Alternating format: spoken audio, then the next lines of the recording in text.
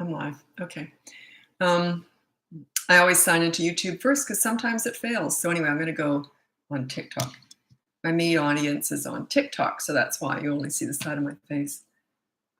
Oops, there we go. Okay.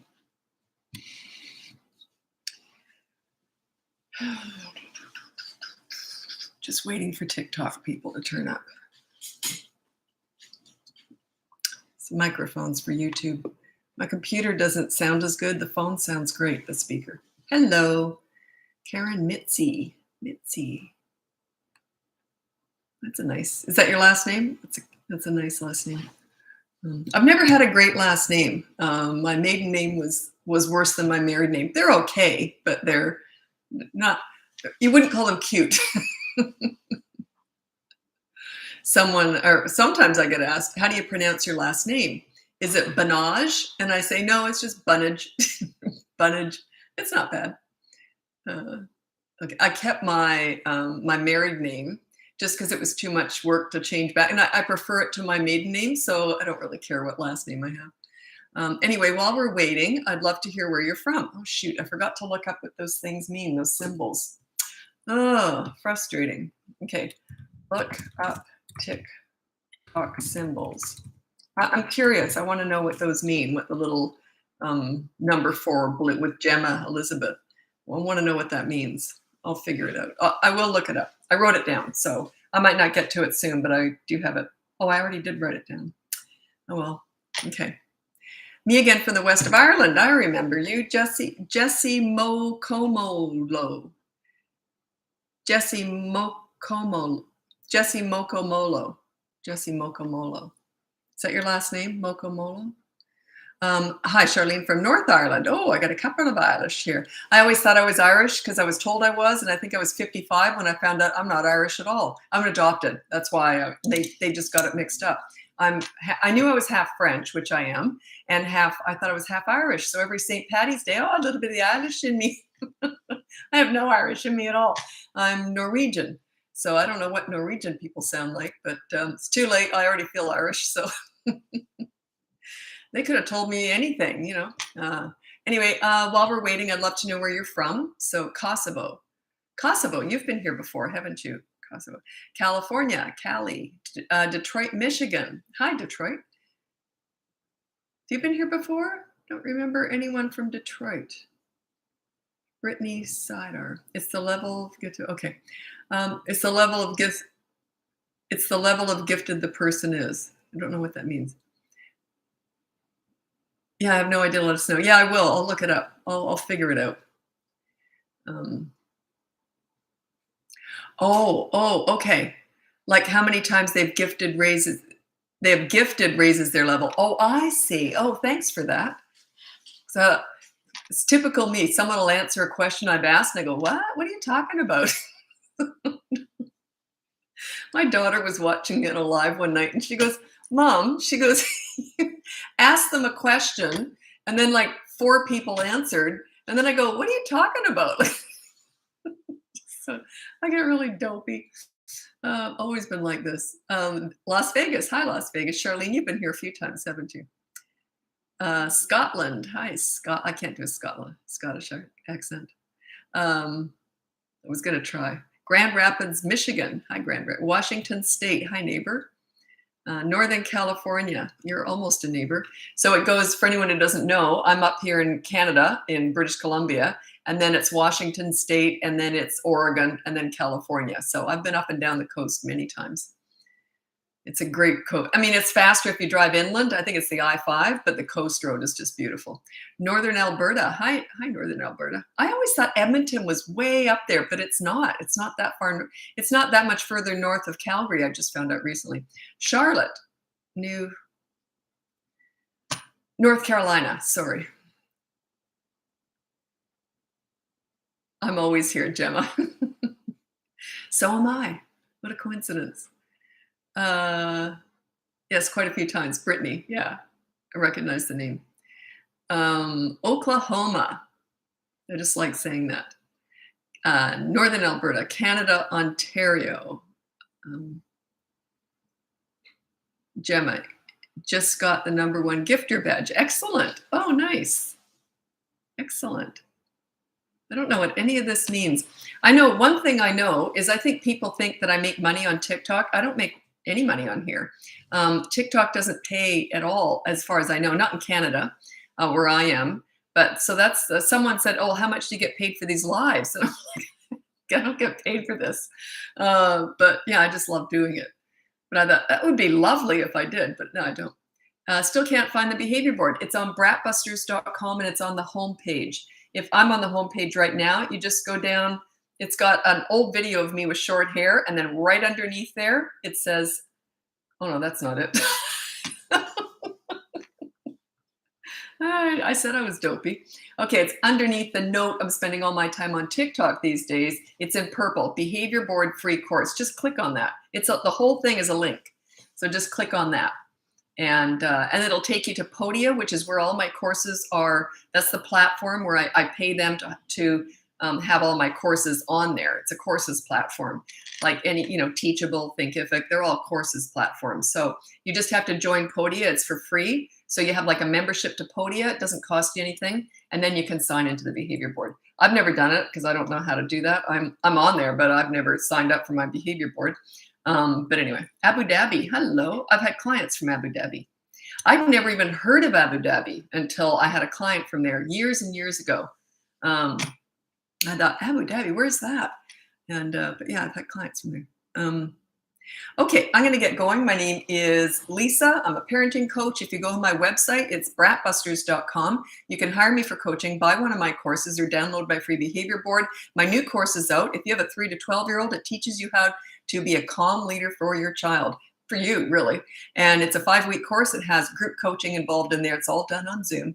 And you get to see other parents and what they're going through too. Anyway, lots of fun. Okay, so check that out if you're interested. It's all on my website. And I'm going to be a grandmother, and my first grandchild's due. I'm excited about that. I did a video on that. I'm not as excited as when you have kids because it's sort of like owning a home compared to renting. Like I just get to rent my grandkids. Like it's not like, like I loved parenting and I didn't have to share my kids with anyone. I had no family around or anything for support. I just loved mothering. And then with grandparenting, I have to give them back. How can that be as fun as parenting? You're just holding this little thing and they say, can I have my baby back? I'm like, no. Anyway, I'm sure I'll love it. Okay, can't believe you aren't making money on TikTok. Yeah, I make zero money on TikTok. The way I make my money is if you go on my website and you hire me or buy one of my courses, that's how I make my money. But most people are never going to do that at all. So most of my content is free. And I love doing this, right? So, because I get emails every day telling me how much these lives help people. So, that's what life's all about, right? How rewarding is that? It's wonderful.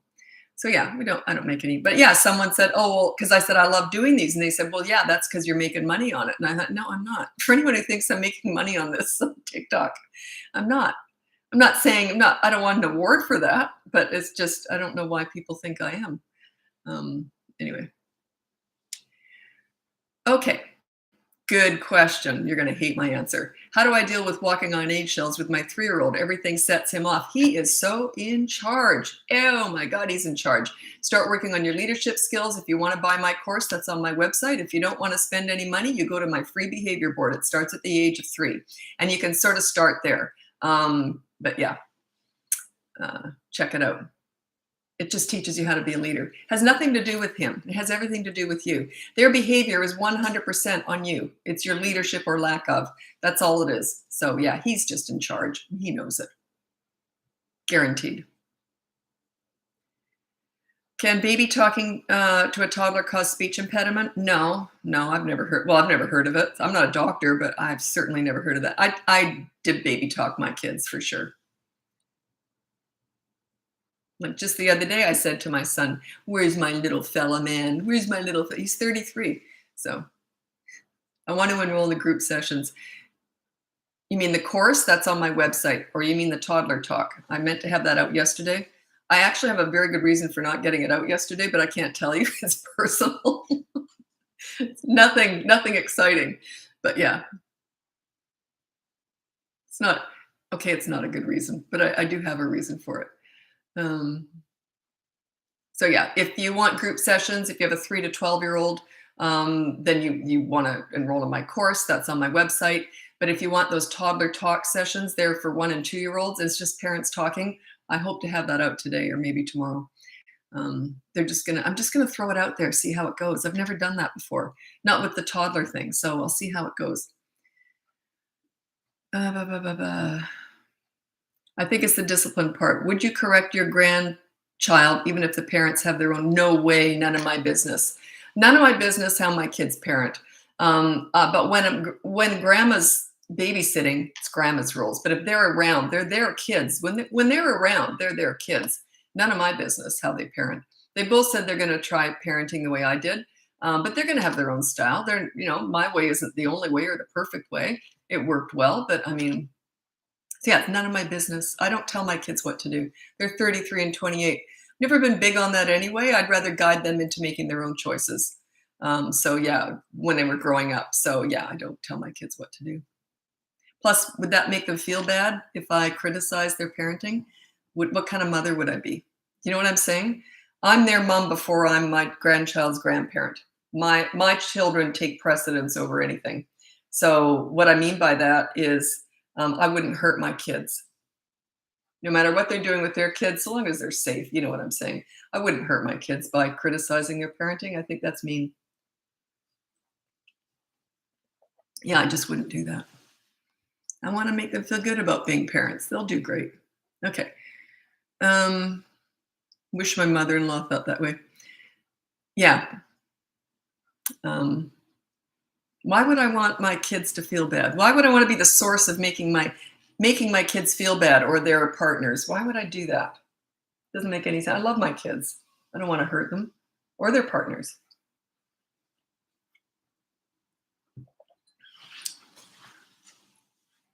My mother was like that. My God, she would never have interfered in my life. Never, not in a million years. She wouldn't want to hurt me. She was lovely. Okay. It's your rules when grandkids in your care. Yes, that's right. Even if the parents asked you to do or not to do, I don't think they're going to say anything. They know I can handle things. So, but yeah, if it's something that they say, by the way, we don't want them to have this or that, then of course I wouldn't do it. They're their kids. Okay. But they know it's going to be grandma's rules. I'm pretty good at getting respect. I don't think I'll have any problems. I'm also pretty good at being goofy. So I'm assuming I'll be the goofy grandparent for sure.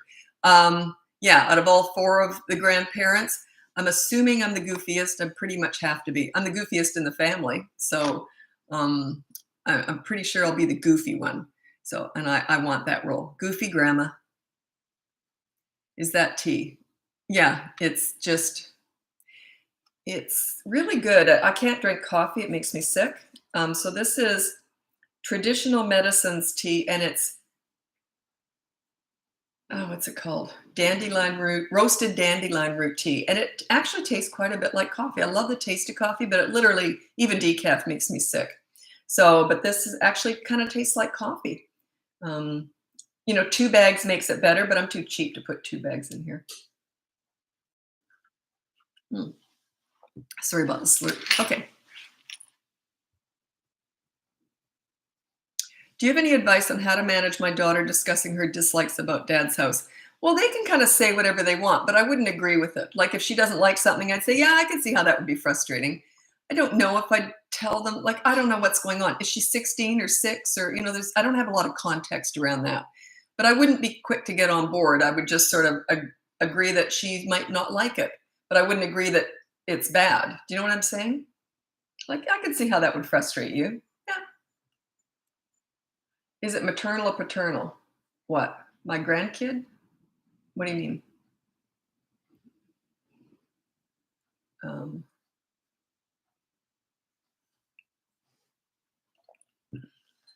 I don't know what you mean.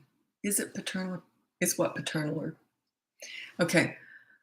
Okay. What are the long-term results of calm parenting? For example, with your kids. Well, I'll tell you. With my mother, she was very much that way. She never yelled or anything, but I respected my mom. I didn't want to disappoint my mom.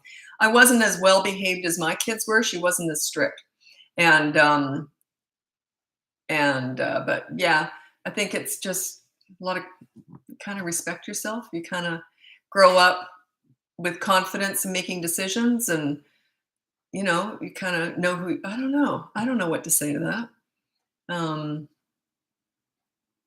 yeah, I don't know what to say to that. Long-term results is you feel empowered. I know both my kids are super hard workers because I didn't hand them a lot. I was very careful with that. That was one of the few things my ex-husband and I used to argue over. Was not really, but we discussed it.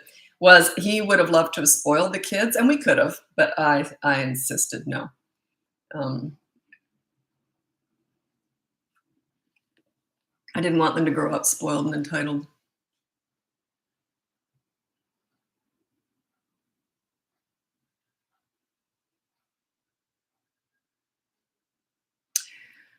Well, here again, I need some context. I'd rather just be able to answer questions, but I can't do this. 3-year-old lashing out at teachers, verbally aggressive and yelling after changed teachers, feeling defeated. I don't know what's going on there. I need some context. What are they like at home? Are they really respectful at home? Are you a calm leader? Do they respect you at home? Because if so, they wouldn't do that unless something negative is going on at school. Might not be anything huge, so don't freak out. It can be something little that just upsets them. Any advice on a 6-year-old taking things that aren't his, my tampons, and destroying them? He got toys. Um, well, that's total lack of respect. You got to work on your leadership skills. I would say no stealing stuff, and then there's a consequence. Use the behavior board. It's free on my website. But that just says to me you're not a leader. So, because they just wouldn't do that. It's all about you. You're getting that here. It's never about the kids. Whenever the parents want to talk about what their kids are doing wrong, I'm like, yeah, okay, let's go right to the source. What are you doing? So because children's behavior is 100% a direct result of parenting. Their basic personality or their basic nature isn't. That's nature. They're just born that way. But their behavior, what they say, what they do, how they act, that's on you. And that's good news. That means you can control it. You can teach them to be respectful and polite and kind. You can teach them all this stuff. Um, but yeah, it's on you. And that's good news. You want that. That's what I do. I teach parents how to be calm leaders. And then all that behavior just disappears. Like they just don't act like that when you're a calm leader. They just don't. They respect you. So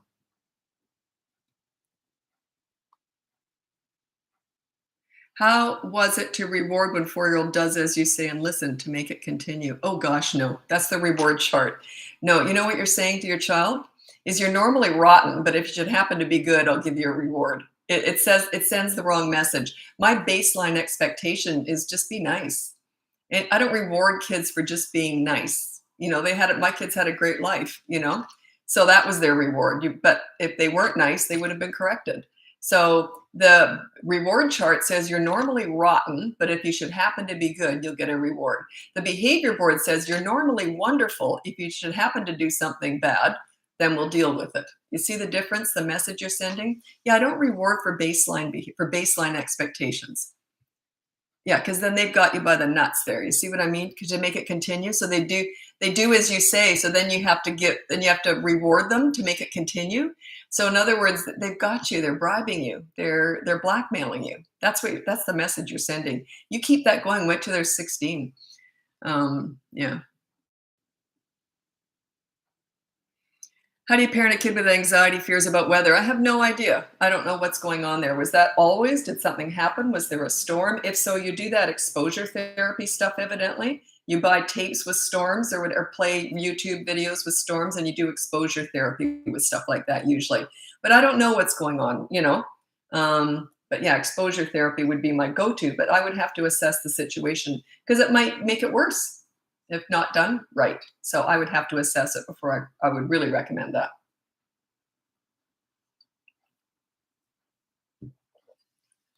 Okay. Oh, you're a nanny. I don't teach nannying or teaching or anything. I only teach parenting, so I can't answer that. My son is 3. Do you have any advice on back talking? That just says he doesn't respect you. Work on your leadership skills, your calm leadership skills. When you're a calm leader, they don't back talk. They just don't. It's impossible when they respect you. So yeah, work on your leadership skills. If you want to check out my course, it goes in great depth for 5 weeks on how you set yourself up as a calm leader to go right through the years. You want to sail right through those teen years. That's what I'm really setting you up for. The mistakes that they make when they're young, they're not that huge of a deal. Teenagers, that's another story. I want to set you up right for those teen years. That's what I'm all about. Teens are my favorite age. I started my business working with troubled teens. And then on the news, I used to do a lot of news and that. And they introduced me on the 6 o'clock news as the crisis queen. And I stopped doing it after that. I don't want to be a crisis queen. I want to be the prevention queen. I want to be the prevention queen. You know, like didn't like that title, crisis queen. It's so negative. Anyway, I didn't like it. No, I'm not blaming them for it, but because I used to work with a lot of crisis situations. That's what I'm trying to get you to avoid. Okay. 21-month-old only wants snacks, no meals except breakfast. What to do? Yeah, you can just give them snacks that are fruit, like really, really lightweight snacks that fly through them, nothing heavy, not the flour and all that heavier stuff. So, but yeah, they are grazers. We're not meant to be meal eaters, evidently. I'm a grazer. I don't like meals. I never did. I've always been, I eat them, but I don't like them. I'd rather graze all day. And and my mom used to find that really frustrating. She goes, well, you ate so much, you're not going to eat as much dinner because you ate so much, but I just wanted to eat a little bit all day. And I still ate a good meal. I was the biggest eater. My mom actually took me to the doctor when she thought I must have had worms because I was eating like as much as my dad and my brother when I was like 10 years old. And I was a skinny little thing. And I wasn't super active either. So I don't know what happened there. That fast metabolism is long gone, by the way. I have to work my butt off to stay slim these days. Agree, but she's mostly going for sweets mostly. Well, that's on you. Okay, don't have any garbage in the house. If they know that it's in the house, they're going to keep whining for it. If they know it's an option. I didn't have junk food in the house. I call it filler. It's not even food. It's just filler. I didn't have any of that in the house. You can either have this healthy snack or that healthy snack. They didn't have options. I just didn't have cookies or anything in the house. I just literally didn't. So, yeah. If she's really only going for sweets, how old is she? 2? I mean, come on. That's you. You got to control that. Can you just come and live with me? That would be great. Sure, if you have a jacuzzi and I can just put my feet up and relax. But if I have to look after kids, that's too much effort. I'm too old for that now.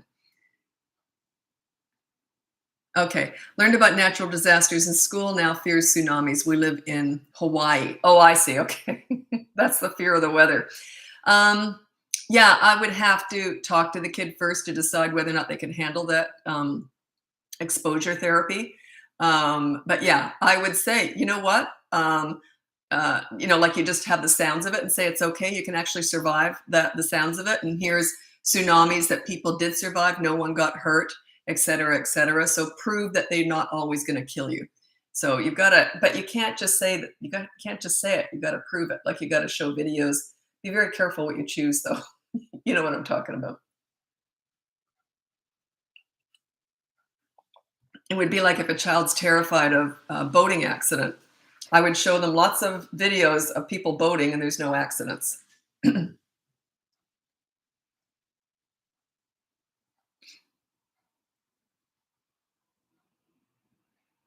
Tantrums for 2.5-year-old. I have tons of videos on that. I also have a course on that. It's one of my mini niche courses for toddlers. It's on Bratbusters.com.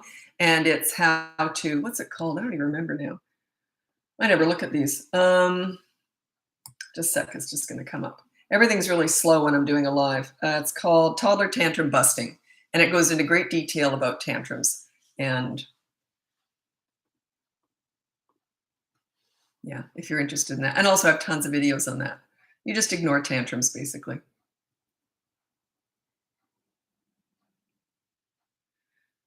Okay, 6-year-old. I give my son plenty of food and he hides food in the closet till it molds. 6 years old. Yeah, I've heard of this. I've worked with food hoarders. So you just have to get more in control of the food. You have to know what you've got and make sure that he's not hoarding it. And you got to find out what's behind that. And what is he hoarding? What type of food is he hoarding? Is it like a craving? I mean, I don't know. I need more there again, that's a bigger answer. Like I need a lot of context around that. So if you want to hire me, you can do that on bratbusters.com. Okay, well, you've already answered your question in this one. 4.5-year-old son has become more aggressive and throws major tantrums. Timeout doesn't work. What to do? I hate timeout. I can't stand it. Never done it. I think it's mean. Yeah, I can't stand timeout. So if he's 4.5. Well, he doesn't respect you. Okay, for one thing, he wouldn't be doing that if he respected you. It's all about you. You work on your leadership skills. But if he's getting aggressive and throws fit, well, I don't care about the fits. We ignore tantrums. But if he's getting aggressive, I would say no hurting other people on the behavior board and start there. Sounds like you might have a little bit of a bigger problem there. You might want to hire me, or you can join my course. That surprised me. I thought that would be about, my course has just been released in the last couple of weeks. I had a group go through it, first of all. And so their results, I thought, here's coaching, one-on-one, just you and me. Here's coaching. I thought, this is the results I get. I thought the course would be about there. How on earth can you do group coaching and it be anywhere near the one-on-one? And the results are almost the same, unless you've got something really big you're dealing with, or something exceptional you're dealing with. I was absolutely blown away by that. I kind of figured out why. For one is they're concentrated on the course, in that I completely pace it out. With coaching, parents have a lot of say in what we're talking about, as much as I try and keep them paced a certain way. And but yeah, it's paced out. I only feed you week by week exactly what I want you to hear, what I want you to work on. And which I'm pretty strict about in coaching too, but sometimes, other things get in the way. Marriage counseling gets in the way. I don't do that, but that comes up a lot. And but then none of that comes up in the course because it's not one-on-one. So it's just about the course. Whereas when it's one-on-one, it's more personal. They tend to talk a lot about their personal lives. So it's more like therapy in a way sometimes.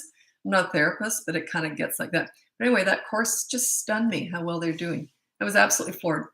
So yeah, anyway, if you're interested, go check it out. But it was bothering me. I couldn't figure out why it was going so well because I just didn't see that coming, but I figured it out. Okay. How much is it to hire you? You got to go on there and check it out.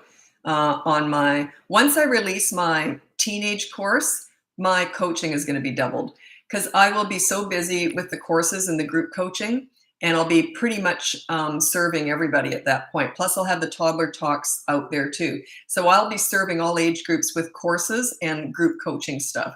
So then I won't have as much time for one-on-one coaching, and I'll just be doubling the price as a result. And it'll only be 5 sessions, and you won't be able to buy 1 or 3. That'll be down the road. By the end of this year, that should all be in place. It's just the way I'm going to have to do it because I'm not going to have time for everything. And so that's the way I can serve the most people is the group coaching. Anyway, that's my plan. Now you know my whole business plan. Mother-in-law won't stop making excuses when my son disrespects me. I feel he won't ever respect me. Won't stop making. So she makes excuses for, well, the only thing that you can say, I can't tell you how to handle other adults, right? Because I teach calm leadership parenting, not how to deal with a mother-in-law. But the one thing that I always tell people is you always lead with your feelings. If you're dealing with an adult, say something like this, when you undermine me and make excuses for them, it makes me feel bad about my mothering. So can you please just stop doing that because you're hurting my feelings? What can she say to that? Unless she comes across as a real BIT. You know what I'm saying? Like it really corners her. And it'd be very difficult for her to continue to do that now that you've vocalized that she's hurting your feelings. It's very difficult for her to do that without exposing herself. You see what I'm saying? So then if that doesn't work, I can't help you. Like if that doesn't bother her, I can't help you. But I'm only trying to help, but you're not. You're not helping. You see, they come up with this, I meant well, oh God, I hate this when people hide behind intentions. My intentions were good. People don't give a crap about what you intend to do. They only care what you give them. Like I didn't intend to murder him. Oh, well, that's okay then. People only care about what you give them. They don't care about the intention behind it, especially if it doesn't jive. People who say my intentions were good generally do rotten things and then say their intentions were good. It's just they think they're getting away with that. It doesn't fool me for 1 second. Well, we never do anything by accident. It's always driven by subconscious intentions anyway. They won't admit it to themselves. So yeah, if she continues to say that, stuff like that, good luck with that. Like I said, I wouldn't want to hurt my kids or their partners. I want to make them feel good about parenting. I don't want to make them feel bad about it.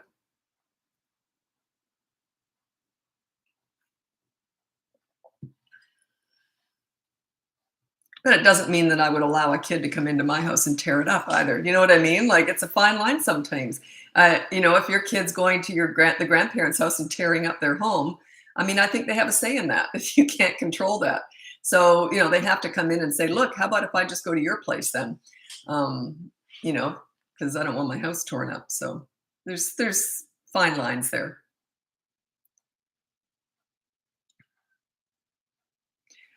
Um, Toddler throwing things, yeah, they're gonna do stuff like that. Just whatever they threw, just say no, and then you pick it up and put it away where they can see it, but they can't have it. They will eventually learn. Are they gonna have an absolute fit? Yes. Behind every fit, behind every scene, behind every tantrum is a lesson. If you try and interrupt those by talking to them or giving them any attention, they don't learn. They just don't. You become part of the mess. So yeah, they're just testing you. Like, do you really know what you're doing? That's what your toddler's saying.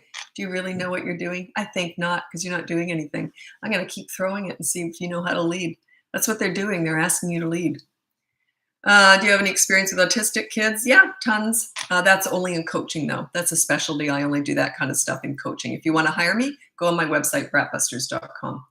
Um, I can't generalize autism on here. It's like crisis work, abuse, all that kind of stuff. Teenage delinquent behavior. That's all coaching. Only coaching.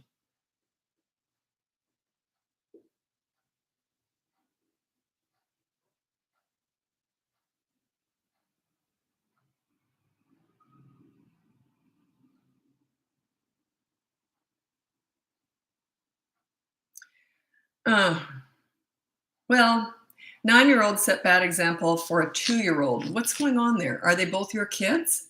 If so, work on the 9-year-old.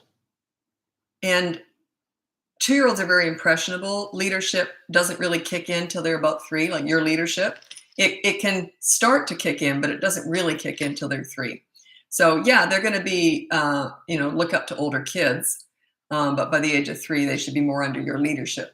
So are they both your kids though? I would work on the 9-year-old. Always work on the older one. If they're the problem. You know what often happens? I'm hired, and I always say, which kid is our target here? If you have several kids, there's usually one that you've hired before. So I say, which kid is our target? And often that's not the one they should be working on because the other ones are riling them up. And I'll ask a few questions, and then I say, yeah, they're not the problem. There's something else going on there. So, but yeah, sometimes it's hard to identify the problem child. Problem child. It's often not the one the parents hire me for. 3.5-year-old hitting when we say no, just say no hitting and put it on the behavior board. And every time he hits, there's a consequence. That's a learned behavior, by the way. It means it must have worked and you're getting upset or they're getting their own way. So yeah, it's a learned behavior. So you got to work on that. You got to put that no hitting on the behavior board, and every time they hit, there's a consequence. That I actually have a mini course on that. It's a niche course. Those little mini toddler niche courses, that's 3.5, but yeah, it could still work. The toddler biting, hitting, etc. That would still work with a 3.5-year-old. But I also would put them on the behavior board.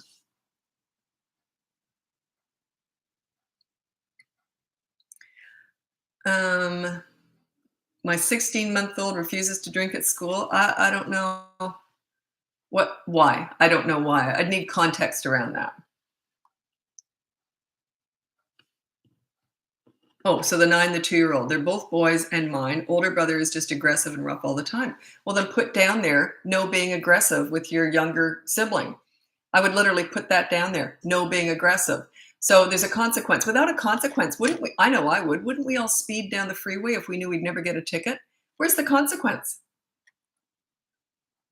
You know what I mean? Like, we all learn through consequences. We all learn, I might get a ticket if I go through that stop sign. Do you know, I don't think I've ever gone through a stop sign. I always do a dead stop at a stop sign. Do I speed? Yep. We pick and choose. If you saw my car, you'd laugh. You're not even sure it could speed. But anyway, I always am over the speed limit, but I've never not stopped at a stop sign, I don't think, in my whole life. I don't know why. And I was talking to a client about this, and the dad said, "Oh, they're just suggestions to me." Like, you might want to think about stopping. He just rolls on through. But yeah, I do speed. But I'd probably speed a lot more if there was no consequence. So, and one time I got a speeding ticket about 15 years ago, and it was in a school zone. But I knew I went back there. I actually backed up and looked at it later. I took the ticket. I'm sorry. I'm sorry. I'm very good at, being accountable. I took the ticket, but I went back. A branch had broken and covered up the sign. So I would have got off, but you know why I took that ticket? I thought, yeah, I don't usually speed through school zones or parks, by the way. But I thought, yeah, I've sped enough that I deserve this. That's why I took it. I don't mind being accountable. But yeah, I could have got out of that because I knew that brand. I knew there was no sign there. Anyway,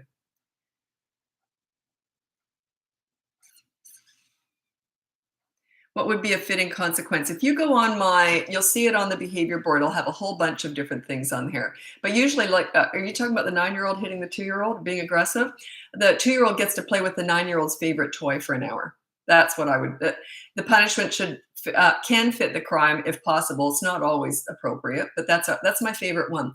That's the one that parents say works beautifully. If you have an older sibling hitting a younger one, then if they hit them, the younger one gets to play with their favorite toy for a whole hour, or even the rest of the day, whatever, you figure it out. Age appropriate. But yeah, that's what I would do. See if that works. Okay, good consequences for a 2 and a 3-year-old. Well, a 2-year-old, I don't use consequences. It's in the moment discipline, okay? Because they're 3, the behavior board starts at the age of 3. And when you said you don't want them to be afraid of you, if where are you getting that from? Why would they be afraid of you? Are you beating them? Like, if you're a loving parent, I'm assuming you're loving parents, so your children are not afraid of you. So, but yeah, the consequence, there's no fear in this. They just don't like it sometimes, but it's like, sweep the floor. That might be a consequence. Where's their fear in there? You see, I don't parent through fear.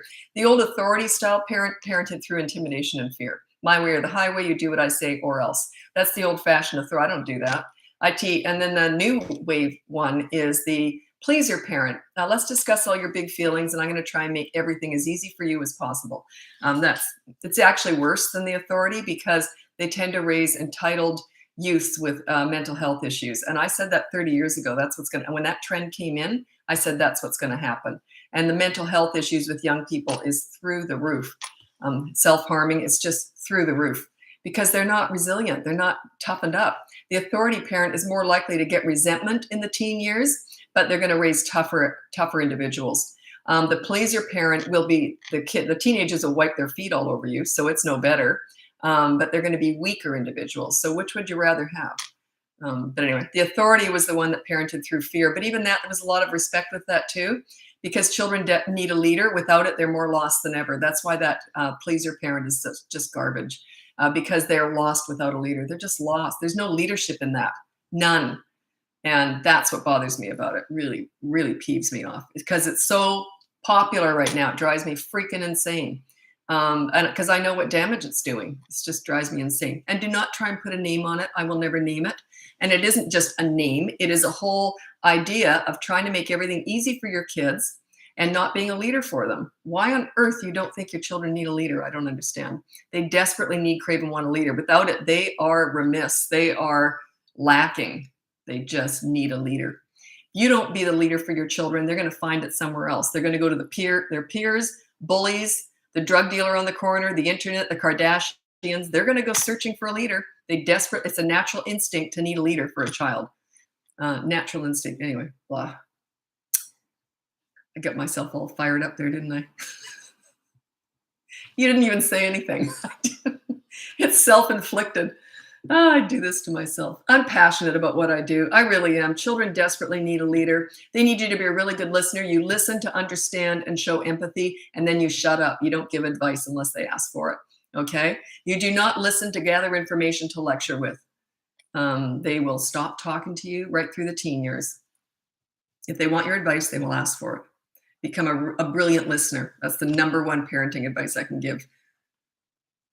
And then with teenagers, be a good negotiator. You got to negotiate everything. You have to give them some control and power because you don't want to be their leader anymore. You want them to be their own leader. You're just there for backup, just for the big stuff. That's it. Let the little stuff go. Pick your battles with teenagers.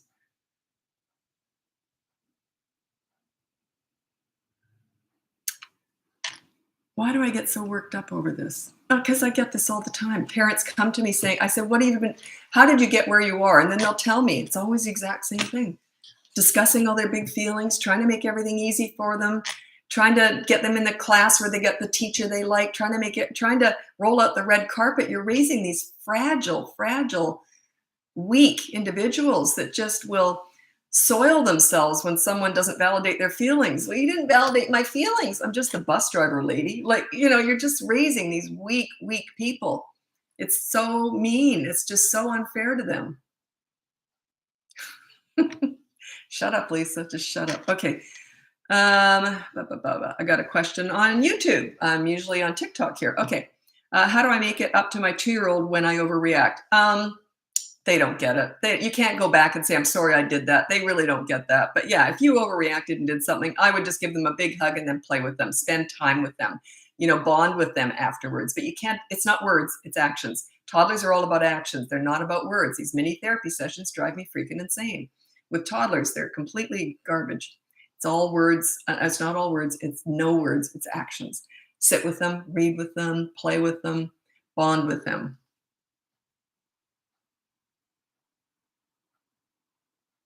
3-year-old now waking up early, says there's monsters under her crib. I want to cry. Okay, I would get a little mirror and put the mirror so she can see it and she can see underneath her bed.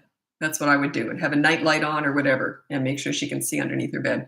I would feed that. I would not feed it, but I would cater to that, because I still look underneath my bed. I'm 62 years old. And I just started doing that about 6 months ago, maybe longer now. You know why? I heard about this horrible crime. I don't remember the whole story. This girl, she was living in a dorm and she woke up in the morning and found under her bed, this guy a stalker had been sleeping under her bed all night. Ever since then, I look underneath my bed. So yeah, I kind of respect that. Kind of respect that fear. So yeah, I would put a mirror, make sure there's a nightlight or something they can always see underneath their bed. They'll eventually get bored with that. If they're 62, maybe not. They still might be doing it. Good idea with the mirror. Yeah, I just came up with that one. That's a good one. That's what I would do with my kid. I always think, if I can't think of an answer, what would I do with my kids? That's exactly what I would do.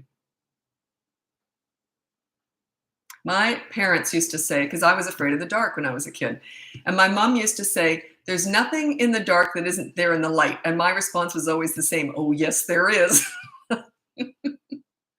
So I had to have the hall light on and my door basically a little bit open. What to do if a boyfriend of your 15-year-old girl you don't like? Keep it to yourself. Best advice I'll ever give you. Keep it to yourself. Yeah. Befriend him. All, friendly as anything. Keep your opinions to yourself. It'll just drive them closer together if you don't like them.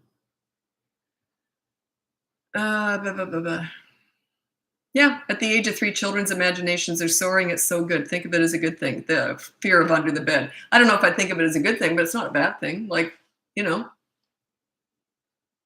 going to be all the helpless parents hiding under your bed.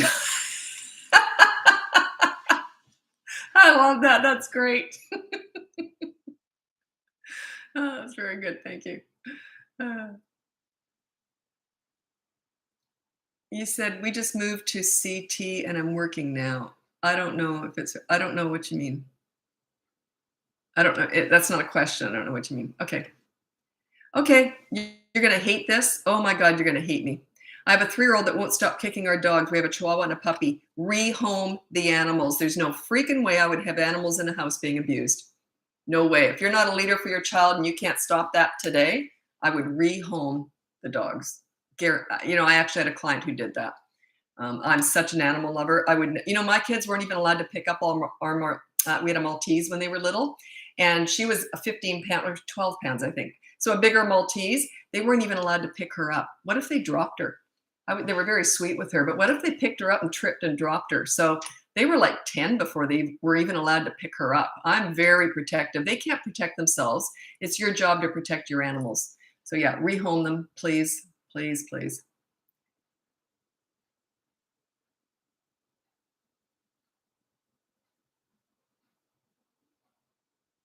I've heard of making water spray with essential oils and you spray it before bed and monsters go away. That wouldn't have worked with me, by the way. But anyway, maybe give it a go. Might work. Yeah, it wouldn't have worked on me. I knew those monsters were there. I just knew it. They wouldn't have cared about a water spray. Oh, 2.5-year-old, funny to hit and kick. And they don't think it's funny, by the way. It's a testing lab. They're testing you. So yeah, I have a whole course on that called Toddlers Biting, Hitting, Etc. If you're interested, that's on my. It's a mini course on my website, bratbusters.com. Otherwise, just it's consistent corrective actions. You always say no, and then you walk away or take something away from them. They only learn through repetition when they're that young.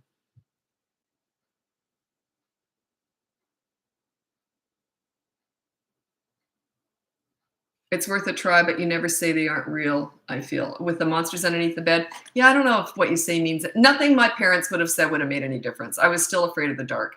I'll tell you this. We had, my dad had built our house. And back in the day, they used to build the basement. It was a full basement. And it had windows in that. It wasn't like completely underground or anything. So it wasn't really creepy, but it was one long stairway. It wasn't like a broken up stairway. And it was straight down. At the bottom of the hall, there were two. You could go left or you could go right. And they're both open. And the light to both of them was at the end on the end wall. So you had to reach through. Any arm could have come out and grabbed you at any time. So, and I never knew which way to look because both the doors were open. I never knew which way to look. And it was horrifying. So I remember as a kid, I got a stick and I'd go down there and use the stick to turn on the light. So I've always gotten the willies easily. I'm just one of those. Like I can't watch a movie like Scream or anything. I just can't. I think I'd wet myself. So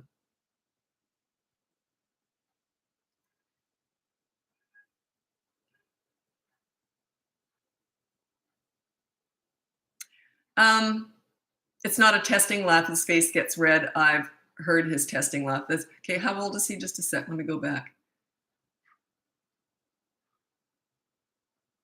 2.5. Um, okay. I would say that's pure joy that he's in charge then, but it's not a joyous laugh, if that makes any sense. I won't go into great detail about why I feel that way, but yeah, I think it's just a victorious laugh, like he's winning, he's in charge. So yeah, every single time he does anything like that, then I would say no, and I would make sure there's a consistent corrective action every single time. If he's laughing, I would ignore that. I would just walk away. Because the laughing, your attention towards the laughing would, of course, make it worse.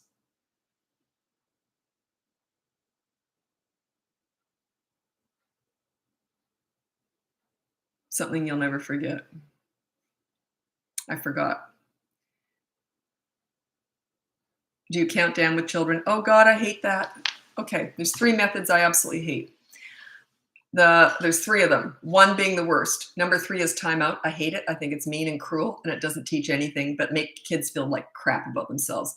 The second one I hate is distraction. They're doing something rotten. Here's a candy over here. Here's a lollipop, because you never distract with broccoli. You're actually rewarding bad behavior. So the distraction I hate. Number 1 is the countdown method. It's the absolute worst thing you can do if you're just trying to discipline a child. You better stop that by the time I count to 3. In other words, it's okay to keep pounding your sister for 3 more counts. You're condoning bad behavior for the short term. Then when they break, there's not even a consequence for what they did. It's like just because they stop pounding someone after the 3 count, there's no discipline. They've just learned it's okay to do anything I want so long as it's under 3. You see what I mean? It's a mixed message. That behavior is not okay, but it is in the short term. So it's a complete mixed message. Parents who do that are afraid of disciplining. That's why they do it. This is how a parent looks to a child. Okay, I'm going to count to 3 and you better stop because I don't know what to do after that. Like that's how it comes across. That's what kids pick up on like that.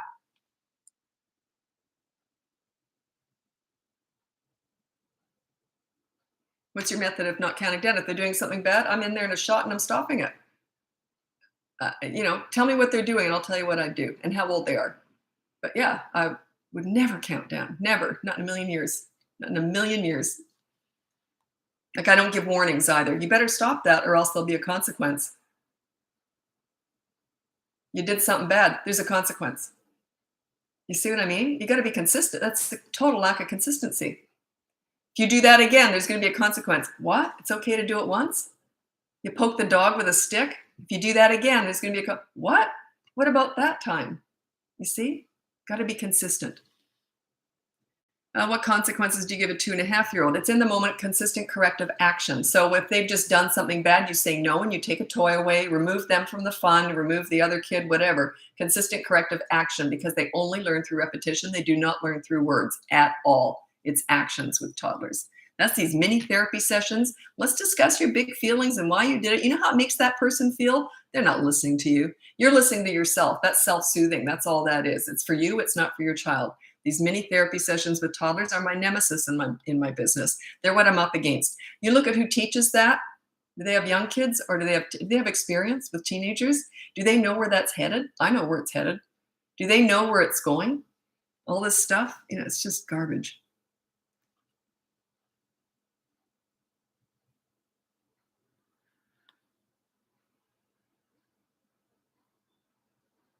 Gosh, I wish there was someone like around when my kids were young. I did everything wrong. Do you know what? I was talking like this 30 years ago, and everyone was just ignoring me.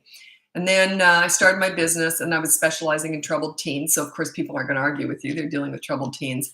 Then I started mainstreaming this kind of stuff, and no one was listening to me at all. Nobody. Nobody. It was like, well, you're not validating their feelings. God. And the source of whoever said that, I always knew what they were. Anyway, it was just so pretentious and so, it was just this please your parent stuff, and it's all self-soothing for the parents. It's nothing to do with the kids. And it drove me insane. And really, because I know how bad it is, and it just drove me insane. Now people are starting to listen more, but I'm still probably one of the most hated parenting experts here on TikTok. Um, you know, it's rough. It's rough. I'm up against something really powerful because it's feeding the moms. It's feeding you're nurturing them, you're validating their every feeling. It's feeding the moms so much, and mine isn't. Mine's like, this is what you need to do to make your life easier in the long run, but in the short term, it's harder, but it's worth it. So that's what I'm up against, and I am in for it for the long haul. I'm gonna get this across if it kills me, and it very well might. I'm okay with that.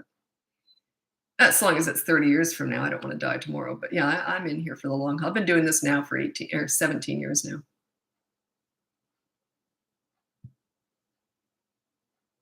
Yeah, but I came in right at the wrong time too. It was when this pleaser parent was at its height. It was brand new and it was just so trendy. And I came in exact opposite of that. And yeah.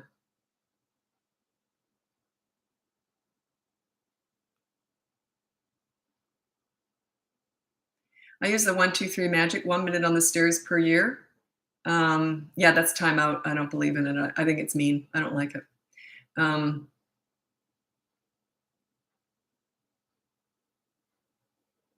Oh, you're trying to book a call? I don't do that anymore. You can hire me for coaching. Do you know why I don't do the book a call? I used to do that. I went on TikTok about a year and a half ago, not quite that long, maybe a year and a couple of months ago. And I used to, for 16 years, I had book a 30-minute free session, like a call to see if coaching is for you. So it wasn't just to answer all your questions. It was like, what do you want from coaching and all this stuff. Anyway, so on TikTok, I had it open for, I think, 6 weeks. You could book, no, 3 weeks maybe in advance or something, maybe 6 weeks though. Anyway, and I blew up on TikTok like virtually overnight.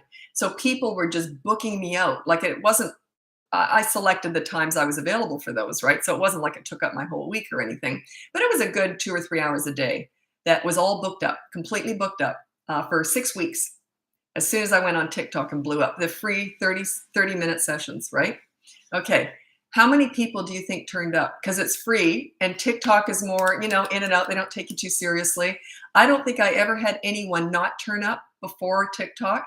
TikTok, only about 20% turned up for those sessions. 80% of the time was a total freaking waste of my time. So I shut that down. And then I started doing lives. This is where I'm answering questions now. This is my free stuff. This is my free access to me. But yeah, about 80% didn't. You give them something for free, they didn't respect it. I'd never had that happen before. And then, 80% never turned up. So I had to go through 6 weeks of that. I had to do and every single time I'd be sitting here like this on the Zoom just because I knew they wouldn't turn up.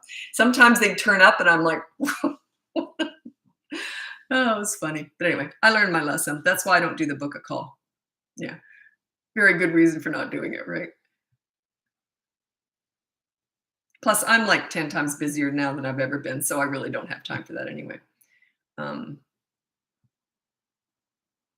what do you do instead of timeout? Everything I talk about. Everything I talk about. If they're 3 and over, you can use my behavior board and it teaches them a consequence. You put a rule and a consequence on there. And that's free on my website. If you want to hire me, there's 2 different ways of doing it. You can do one-on-one Zoom coaching, that's coaching, or else you can go and I have a course now. It's a full 5-week course, and there's group Zoom coaching in that one for 5 weeks. And you have to have a 3 and a 12 to 12-year-old though. So it teaches you all this stuff. You want to be a calm leader, but you do take action. There's always something.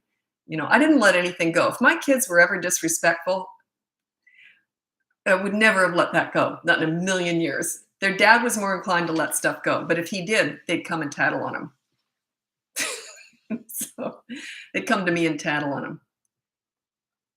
Is it okay for brothers to play rough with each other? That's a bit of a loaded question. I don't know if I want to answer that one because it depends on what they're doing. It can lead to problems, yes, because it can lead to fights and all that. But I kind of like the fact that they might wrestle too. Like, it's not necessarily a bad thing. Sorry, I can't get this off. It's like having a straitjacket. It's not bad. I don't know how they're rough, like playing rough though. What do you do for disrespecting you? What consequence? Well, my kids didn't. But if I'm working with other kids, I had no leverage when I was working with kids. I would have shut down the TV or something. I would have said, okay, that's fine. You talk to me like that, then you're going to have to help me with chores. If you don't do that, then it's going to be media blackout for the next day or whatever.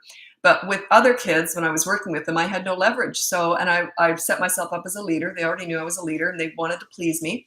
So I would just get quiet. I would say something like this. I didn't like that. So I'll tell you what, I'm just going to sit here quietly for 30 seconds. So I would just sit there. Sometimes I would count depending on the age. Sometimes I'd go, okay, that's 30, 29, 28, 27. That was my way of telling them I'm not happy with them. But when they respect you, that destroys them. They can't handle it. Like they just, sorry, Lisa, sorry. Well, I already said that, or I'd just keep counting. So what age do you think it's okay for teens to have a boyfriend or girlfriend? Well, that depends. You're asking about sex or just holding hands at the mall. You know what I mean? There is no there is no perfect age. So I can't answer that. What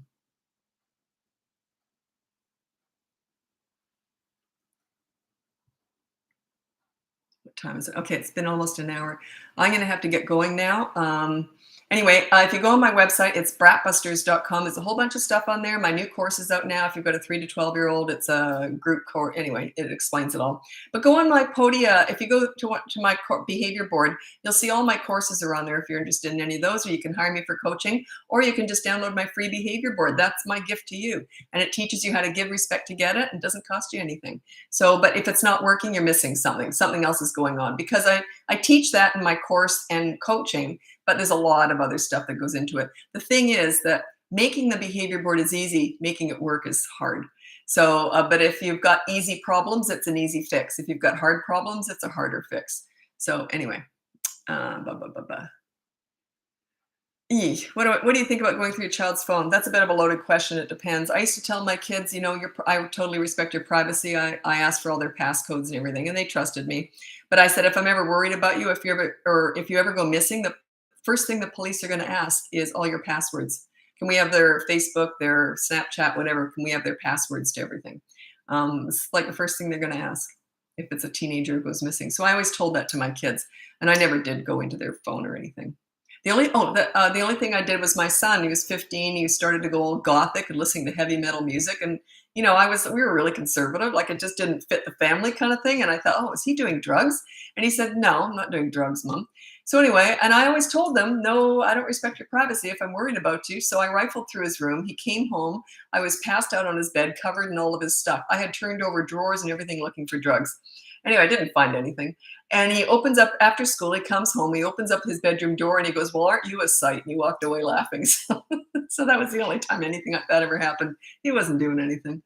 He's just expressing himself with his long hair and his heavy metal music. And actually, I ended up liking his long hair. Okay, so I have to get going. If you go on my website, you can check everything out over there, or should be back again tomorrow for another live. Anyway, happy parenting, and we'll talk to you tomorrow. Bye now.